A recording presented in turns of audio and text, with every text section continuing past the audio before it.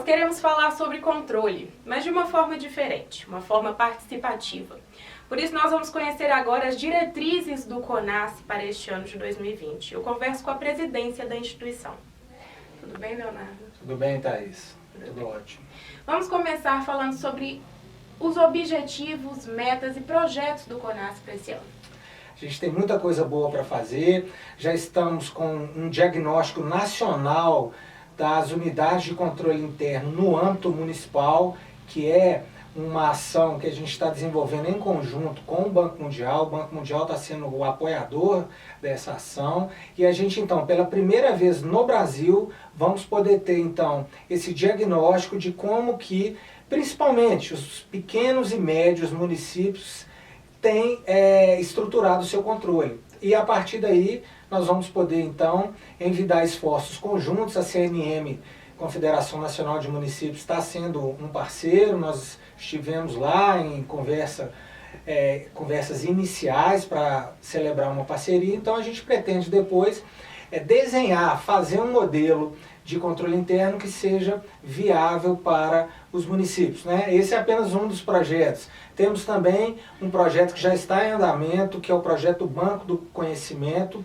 cuja ideia é de fazer um grande repositório de conhecimento na matéria controle interno no nosso país. Ele tem uma estruturação própria que a gente importou da CGU. A CGU nos forneceu esse modelo, esse software, e a gente então estamos customizando a ferramenta para atender as necessidades do CONAS, para que cada membro possa inserir nesse repositório, nessa base de conhecimento, suas normas, suas melhores práticas, os artigos acadêmicos de pessoas vinculadas ao membro específico, enfim. Então a gente vai poder ter ali uma grande biblioteca de controle interno que tem você estava falando, da gente ter um controle interno participativo.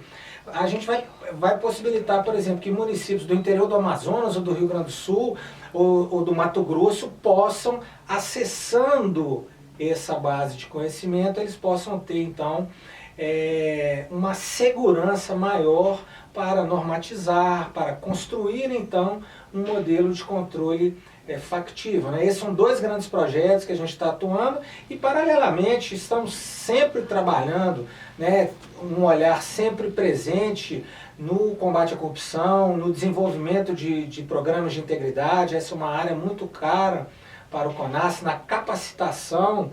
Esse também é um ponto fundamental. A gente entende que essa replicação do conhecimento é fundamental. Enfim, temos aí um longo rol de ações para este ano. Estamos aí muito animados para que a gente possa alcançar nossos objetivos. Rocha, quantos somos? Família CONAS, controladorias, como está hoje a nossa situação? Hoje nós somos 57 membros, tá?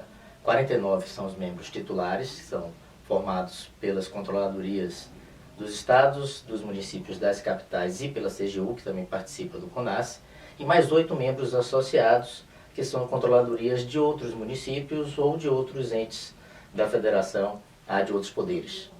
Câmara, Prefeitura, essas controladorias também podem participar como membros associados. Todas as controladorias de qualquer poder, de qualquer ente da federação, tanto municípios quanto estados, podem participar. Tá? E são muito bem-vindas, porque o nosso objetivo é cada vez mais a gente ampliar a família CONAS, porque com isso a gente consegue fomentar o fortalecimento do controle interno em todo o país.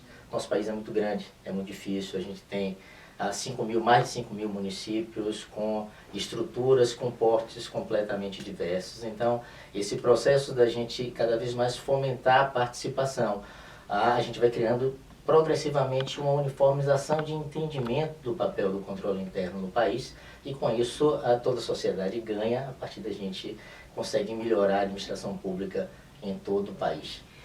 A tecnologia vem como um auxílio para o CONAS nessa questão da implementação até mesmo do planejamento estratégico, é isso mesmo? É isso aí, Thaís. Nós, no fim do ano passado, a gente adquiriu uma ferramenta para monitorar a execução das 30 ações do planejamento estratégico que já havia sido definido no Conselho. Então, o que essa ferramenta ela proporciona? Ela proporciona um ambiente de discussão e de registro e com participação de todos os membros que estejam linkados ou designados para determinada ação, e a designação é livre, o próprio membro pode se propor a participar da discussão daquela ação. E ela passa por referendos de todos os membros participantes daquela ação.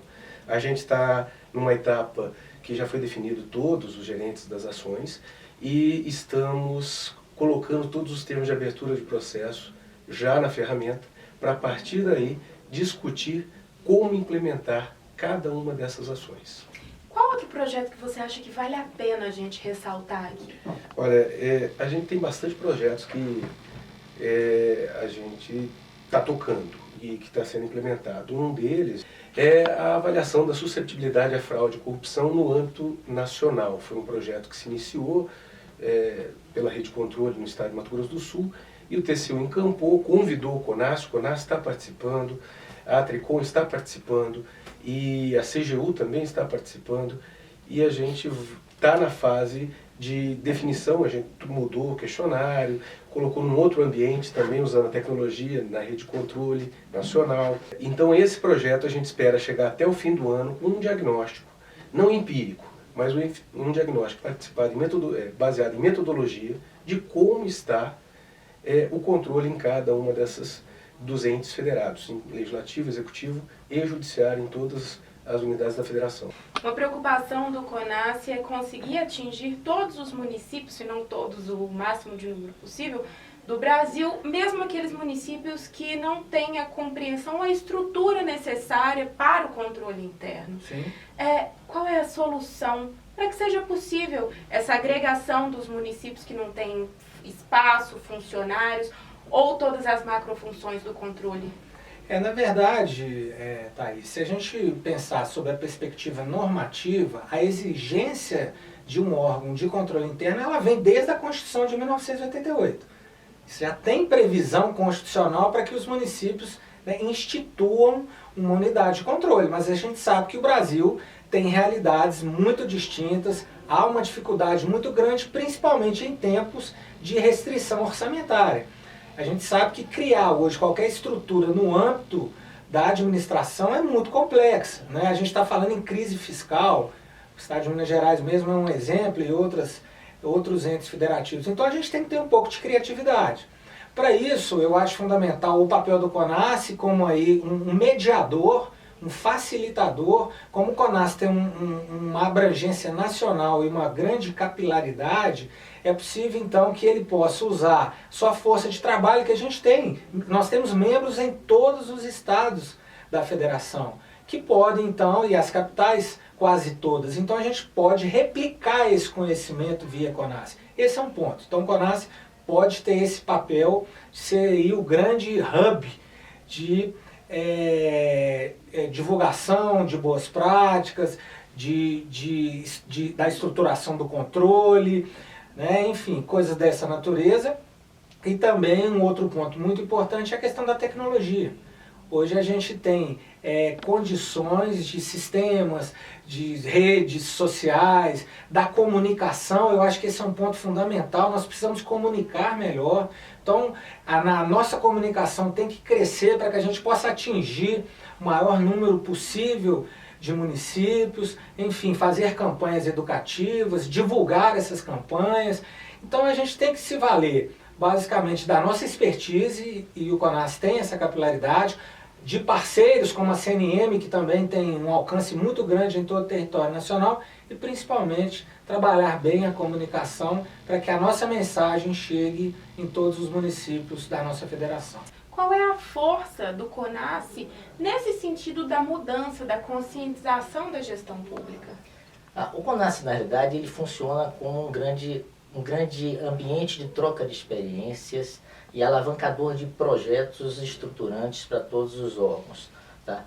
Com isso, a gente consegue fortalecer, tá, de uma forma conjunta todas as unidades, a partir dessa troca de experiências, do desenvolvimento de um case positivo, de um órgão que passa a ser incorporado por outros, de um projeto que passa a ser efetivamente disseminado por toda a estrutura. E a partir de uma visão única de qual é o papel do controle interno. O controle interno precisa ser visto pela sociedade como um elemento indispensável ao aperfeiçoamento da gestão. E ser visto também pelo gestor dessa forma. Com isso, a gente consegue efetivamente construir uma relação de parceria. Claro, sem se descuidar de eventual ação mais, digamos, mais forte, mais incisiva, no caso de uma conduta dolosa, que, é claro, a gente sempre espera que não aconteça. Aqui comentamos, somos muitos, né? Estamos pelo Brasil, CONAS. Mas a gente sabe que é preciso também para que haja uma mudança na administração pública que a população seja parte desse controle, que é o controle social. Não é isso mesmo? Gostaria que agora a gente tivesse aqui um momento voltado para quem nos assiste, que não necessariamente atua na administração pública, mas que quer fazer parte, contribuir de alguma forma. Como nós, cidadãos, podemos participar desse processo do controle? O cidadão tem um papel importantíssimo nesse trabalho. O controle social, como a Thaís aqui comentou, ele é complementar ao institucional. Onde a gente não tem pernas para ir, o controle social se faz muito necessário. Então o cidadão pode participar de forma independente, autônoma, por meio das ouvidorias, que são instituídas no Brasil inteiro, em todas as unidades da federação. Mas também como sociedade organizada, civil organizada, por meio das redes de controle. As redes de controle, ARCO aqui em Minas Gerais, Fórum de Controle, eles estão abertos para receber essas sociedades de controle civil, para que neste fórum seja debatido e trazido questões e participem junto conosco em ações até de avaliação de serviços públicos que são prestados pelas prefeituras e pelos estados no Brasil inteiro. Você tocou em um ponto que o CONAS trabalha ultimamente como atuação e protagonismo. Conscientização do gestor sobre o controle como um auxílio. Inclusive, é o título da próxima campanha que nós vamos lançar, Não Existe Gestão Sem Controle. Falta muito para que esse processo pedagógico aconteça? Olha, Thaís, talvez para eu te responder essa pergunta, eu teria que fazer uma digressão teórica que não cabe aqui no nosso estúdio, nesse momento. Mas em linhas bem gerais e bem rápidas, eu poderia dizer para vocês que o controle interno é mais recente, ou seja, a estruturação, a concepção, a modelagem do controle interno é mais recente, por exemplo, do que os tribunais de contas, que são um controle externo. Então a gente está ainda num processo, numa fase de amadurecimento para ter uma identidade própria. Eu acho que isso é fundamental. O controle interno, ele durante muito tempo quase que, vamos dizer, foi uma réplica do controle externo dentro da administração. Então, para você mudar esse conceito, porque a gente importou um conceito pronto. Olha, eu sou um mini tribunal de contas dentro da administração. Então, para a gente mudar a cultura, mudar essa sistemática, leva tempo, não é uma coisa muito simples. Mas nisso nós temos trabalhado também para dizer exatamente, olha, controle interno, você está dentro da gestão, você conhece melhor os problemas da gestão e sabe o que você pode fazer de melhor? Agregar valor à gestão, que é o controle como valor. Né? Controle como auxílio aí que você disse, ou seja, é a ideia de que a gente possa então contribuir para que melhores decisões sejam tomadas pelo gestor. Nós não tomamos decisões, nós somos ali um órgão que fica para apoiar, na verdade, e dar segurança para que o gestor então, com base em toda a expertise técnica do controle, esse é um ponto muito importante, o controle agrega um valor de natureza técnica. Para quê? Para que o gestor, então, possa fazer aquilo que a população espera, que são melhores políticas públicas, prestação de serviços públicos, enfim. Então, essa é uma linha que a gente tem trabalhado no CONAS. É lógico, eu não vou esquecer o outro lado, que é a questão da corrupção, que é a questão, né, da punição daquele gestor que efetivamente sai do trilho de uma forma fraudulenta, ou de uma forma dolosa, enfim. Agora, aquele gestor que por acaso tem dificuldades de tomar as decisões, aquele gestor que por acaso está inseguro para decidir, e nós somos humanos, nós erramos, né? Eu acho que o controle pode ser um grande instrumento, uma grande ferramenta para que, enfim, a gente melhore a nossa sociedade. Recentemente você passou pela experiência de receber no estado da Bahia o fruto, colher o fruto da parceria do CONAS com o Banco Mundial no modelo, no curso de IACM, na experiência, troca de experiência do IACM. Eu gostaria que você falasse um pouco sobre esse projeto e como essa troca de experiências entre os estados auxilia, porque ninguém quer inventar a roda, todo mundo quer compartilhar, né? Esse é um dos projetos que está no nosso portfólio do planejamento estratégico, que é justamente o fortalecimento de todas as unidades de controle interno. Então, nós estamos adotando o modelo IACM, que foi um modelo desenvolvido pelo Instituto dos Auditores Internos, e através de uma parceria com o Banco Mundial, o CONAS está fomentando a adoção pelo IACM por todos os entes. E aí, como é que se dá esse processo? O IACM é um modelo estruturado, tá, a partir de 5 níveis de maturidade, 6 disciplinas, tá, que prescreve, tá, atividades que o controle interno, mais especificamente a macrofunção auditoria interna, deve desempenhar. E esse processo que a gente está passando agora, esse projeto que a gente está passando agora, é um projeto piloto, com apoio do Banco Mundial, onde foram selecionados 5 órgãos que passaram por um processo de autoavaliação, nos meses aí de dezembro e janeiro, e agora, em fevereiro, estão passando por um processo de revisão dessa autoavaliação. Essa revisão é feita justamente por colegas de outro estado que já passaram pela experiência de implantar o IACM. Então, aí a gente vê a força que a gente tem na cooperação entre os órgãos, ou seja, esse processo de avaliação é feito a partir de uma unidade avaliando a outra.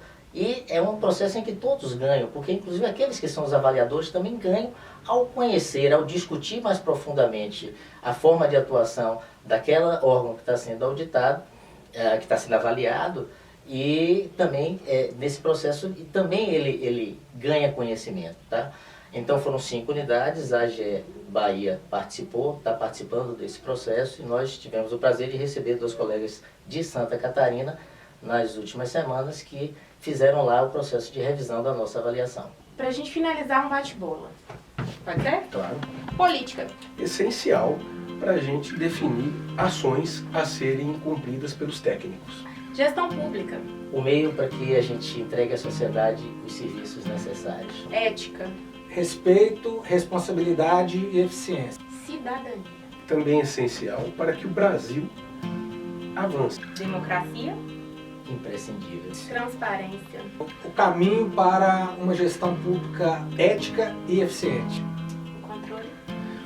O controle é essencial para boas políticas darem certo, para a eficiência das boas políticas. O controle. Necessário para que a gestão seja eficiente. Controle. Não há gestão sem controle. O CONAS TV fica por aqui. Dúvidas, sugestões, você já sabe. Envie para comunicação@conas.org.br. Quer conhecer mais sobre os nossos projetos? Acesse o nosso site www.conas.org.br.